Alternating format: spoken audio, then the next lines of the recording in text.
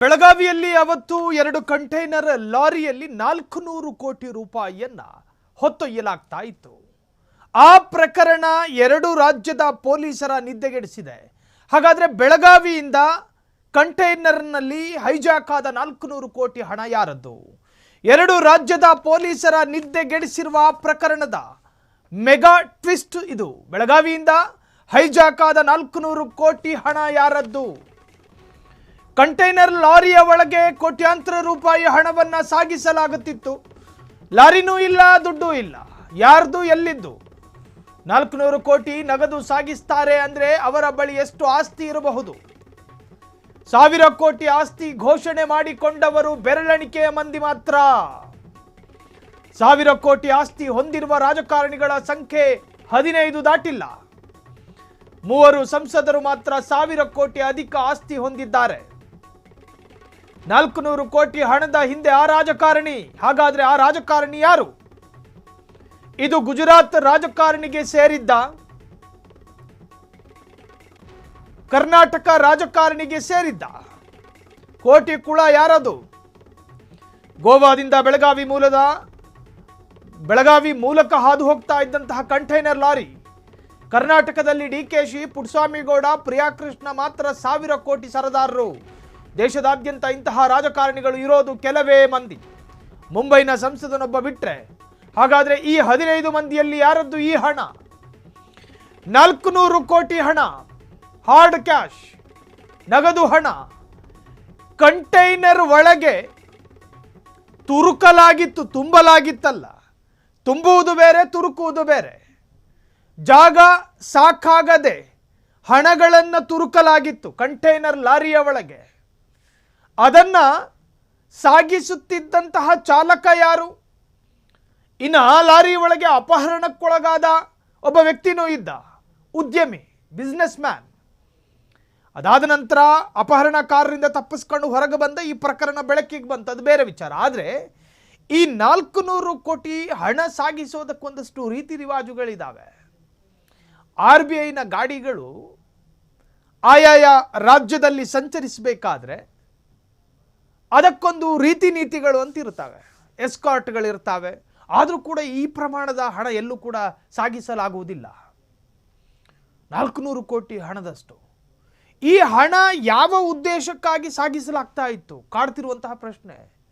Enforcement directorate ಅಧಿಕಾರಿಗಳು ಈ ಪ್ರಕರಣದಲ್ಲೊಂದು ಸಣ್ಣ ಹಿಂಟ್ ಸಿಕ್ಕಿದ್ರೆ ಸಾಕಿತ್ತಪ್ಪ ಅಂತ ಯೋಚನೆ ಮಾಡ್ತಿದ್ದಾರೆ. ಕಾರಣ ಅವರಿಗೆ 400 ಕೋಟಿಯು ಕೂಡ ವಶಪಡಿಸಿಕೊಂಡು ಅದಾದ ನಂತರ ಅದಕ್ಕೆ ಸಂಬಂಧಪಟ್ಟ ದಾಖಲೆಗಳು ಪರಿಶೀಲಿಸಿ ಇನ್ನೇನಾದರೂ ಅವರು ತೆರಿಗೆ ವಂಚಕರಾಗಿದ್ದರೆ ಆ ತೆರಿಗೆ ಹಣ ಕಟ್ ಮಾಡೋದಕ್ಕೆ ಕಾಯ್ತಿದ್ದಾರೆ. ಜಾರಿ ನಿರ್ದೇಶನಾಲಯಕ್ಕೆ ಒಂದು ಸಣ್ಣ ಸುಳಿವು ಸಿಕ್ಕರೂ ಕೂಡ ತುದಿಗಾಲಲ್ಲಿ ನಿಂತ್ಕೊಂಡು ಕಾಯ್ತಿದ್ದಾರೆ. ಹಾಗಾದರೆ ಒಂದು ಘಟನೆ ನಡೆದಾಗ ಆ ಘಟನೆಯ ಹಿಂದೆ 2 ತರಹದ ವಾಸನೆಗಳು ಬಡಿಯುತ್ತೆ. 2 ತರಹದ ವಾಸನೆ, ಒಂದು ನೆಗೆಟಿವ್, ಮತ್ತೊಂದು ಪಾಸಿಟಿವ್. ಈ ಹಣ ಸಾಗಿಸುವ ಪ್ರಕರಣದಲ್ಲಿ ಎದ್ದಿರ್ತಕ್ಕಂತಹ 2 ಪ್ರಶ್ನೆಗಳು: ಯಾರದ್ದು ಮತ್ತು ಯಾಕೆ ಸಾಗಿಸಲಾಗುತ್ತಿತ್ತು? ಒಂದು ರಾಜಕಾರಣಿಯದ್ದಾಗಿದ್ದರೆ ಈ ಹಣ ಯಾವುದಾದರೂ ರಾಜಕಾರಣಿಗೆ ಸಂಬಂಧಪಟ್ಟ ಹಣ ಆಗಿದ್ದರೆ ಯಾವ ಉದ್ದೇಶಕ್ಕಾಗಿ ಕಂಟೈನರ್ ಲಾರಿಯ ಒಳಗೆ ಹಣಗಳನ್ನು ತುರುಕಿ ಸಾಗಿಸಲಾಗ್ತಿತ್ತು?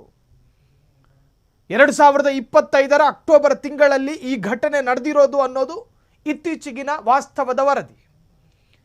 ಆ ಸಂದರ್ಭದಲ್ಲಿ ಒಂದಷ್ಟು ಎಲೆಕ್ಷನ್ಗಳಾಗ್ತಾ ಇತ್ತು. ಇನ್ನು ಸರಿ, ಲೋಕಲ್ ಬಾಡಿ ಎಲೆಕ್ಷನ್ ಕೂಡ ಮುಂಬೈನಲ್ಲಿತ್ತು. ಅದು ಲೋಕಲ್ ಬಾಡಿ ಎಲೆಕ್ಷನ್ ಇತ್ತೀಚೆಗೆ ಆಗಿದ್ದರೂ ಕೂಡ ಈ ಹಿಂದೆನೇ ಮತದಾರರಿಗೆ ಫೀಡ್ ಮಾಡೋದಕ್ಕೇನಾದರೂ ಈ ಹಣನ ತಗೊಂಡು ಹೋಗ್ತಾ ಇದ್ರ? ನಾನಾ ಪ್ರಶ್ನೆಗಳು ಕಾಡುತ್ತೆ. ಅಕ್ಟೋಬರ್ ಏನು ದಶಕದ ಹಿಂದಿನ ತಿಂಗಳಲ್ಲ, ಕಳೆದ ವರ್ಷದ ಅಕ್ಟೋಬರ್, 1-2.5 ತಿಂಗಳು ಕಳೆದಿದ್ದಾವಷ್ಟೇ. ಹಾಗಾಗಿ ಇದು ಯಾವುದಾದರೂ ಎಲೆಕ್ಷನ್ ಅನ್ನ ತಲೆಯಲ್ಲಿಟ್ಕೊಂಡೇ ಈ ಹಣನ ಸಾಗಿಸಲಾಗ್ತಾ ಇತ್ತು ಅನ್ನೋ ಪ್ರಶ್ನೆಗಳು. ಹಾಗಾದ್ರೆ ಬೆಳಗಾವಿಯಲ್ಲಿ ಹೈಜಾಕ್ ಆದಂತಹ 400 ಕೋಟಿ ಹಣ ಯಾರದ್ದು?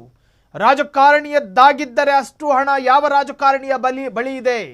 400 ಕೋಟಿ ನಗದು ಸಾಗಿಸ್ತಾರೆ ಅಂದರೆ ಸಾವಿರಾರು ಕೋಟಿ ಅವ್ರ ಜೊತೆ ಇರಬಹುದಲ್ವಾ? 1000 ಕೋಟಿ ಆಸ್ತಿ ಘೋಷಣೆ ಮಾಡಿಕೊಂಡವರು ನಮ್ಮ ದೇಶದಲ್ಲಿ ಸಾಕಷ್ಟು ಬೆರಳೆಣಿಕೆ ಜನ ಮಾತ್ರ. 1000 ಕೋಟಿ ಆಸ್ತಿ ಹೊಂದಿರುವ ರಾಜಕಾರಣಿಗಳ ಸಂಖ್ಯೆ 15 ದಾಟಲ್ಲ. 3 ಸಂಸದರು ಮಾತ್ರ 1000 ಕೋಟಿ ಅಧಿಕ ಆಸ್ತಿ ಹೊಂದಿದ್ದಾರೆ. 400 ಕೋಟಿ ಹಣದ ಹಿಂದೆ ಆ ರಾಜಕಾರಣಿ ಯಾರಾದರೂ ಇದ್ದಾರಾ? ಇದು ಗುಜರಾತ್ ರಾಜಕಾರಣಿಗೆ ಸೇರಿದ್ದ, ಕರ್ನಾಟಕ ರಾಜಕಾರಣಿಗೆ ಸೇರಿದ್ದ. ಗೋವಾದಿಂದ ಬೆಳಗಾವಿ ಮೂಲಕ ಹೋಗ್ತಾ ಇದ್ದಂತಹ ಕಂಟೈನರ್ ಲಾರಿ ಕರ್ನಾಟಕದಲ್ಲಿ ಡಿಕೆಶಿ, ಪುಟ್ಟಸ್ವಾಮಿಗೌಡರು, ಪ್ರಿಯಾಕೃಷ್ಣ 1000 ಕೋಟಿ ಒಡೆಯರಾಗಿದ್ದಾರೆ. ದೇಶದಾದ್ಯಂತ ಇಂತಹ ರಾಜಕಾರಣಿಗಳು ಇರೋದು ಕೆಲವೇ ಮಂದಿ. ಹಾಗಾದರೆ ಈ 15 ಮಂದಿಯಲ್ಲಿ ಯಾರದ್ದು ಈ ಹಣ? ಇಲ್ಲವೇ ದೇಶದಲ್ಲಿ ಕಪ್ಪು ಕುಳಗಳೇ ತುಂಬಿಕೊಂಡಿದ್ದಾರಾ? ತೆರಿಗೆ ವಂಚಕರೇನಾದರೂ ಸೇರ್ಕೊಂಡಿದ್ದಾರಾ ಅನ್ನುವಂತಹ ಸಾಕಷ್ಟು ಪ್ರಶ್ನೆಗಳು ಉಲ್ಬಣಗೊಂಡಿದೆ. ಕ್ಷಣ ಕ್ಷಣದ ಸುದ್ದಿಗಳಿಗಾಗಿ ಫ್ರೀಡಂ ಟಿವಿ ಸಬ್ಸ್ಕ್ರೈಬ್ ಮಾಡಿ, ಲೈಕ್ ಮಾಡಿ ಹಾಗೂ ಫಾಲೋ ಮಾಡಿ. ಹೊಸ ಸುದ್ದಿಗಳ ನೋಟಿಫಿಕೇಶನ್ಗಾಗಿ ಬೆಲ್ ಐಕಾನ್ ಮೇಲೆ ಕ್ಲಿಕ್ ಮಾಡಿ.